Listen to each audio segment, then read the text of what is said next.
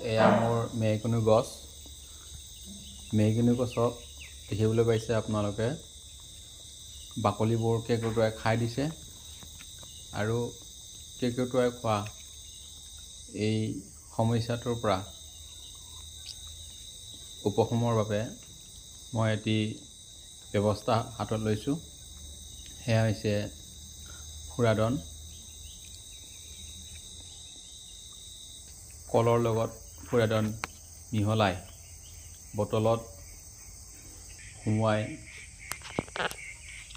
কেৰ্কেটুৱাই আক্ৰমণ কৰা সেই ঠাইসমূহত বটলসমূহ আঁৰি দিয়া হৈছে। আশা কৰা হৈছে এই কেৰ্কেটুৱাৰ উপদ্ৰৱ ইয়াৰ দ্বাৰা ৰোধ কৰিব পৰা যাব। এই মেহগনি গছবোৰ ৰোপণ কৰা হৈছিলে 2023 চনৰ মে' মাহত। সেই মৰ্মে বৃদ্ধি যথেষ্ট ভালেই হৈছে। পূৰ্বতেও এটি সমস্যা দেখা গৈছিলে, সেইটো হৈছে গছবিলাকৰ মূল যিটো আগ তাত পোকৰ আক্ৰমণ। ওপৰৰ ফালৰ পৰা পোকে খাই আহি গছডাল নষ্ট কৰে আৰু আগটো খাই দিয়াৰ ফলত বহুত পোখা মেলে। সেইটো কীটনাশক ঔষধ প্ৰয়োগ কৰি পোনতে নিয়ন্ত্ৰণ কৰা হ'ল।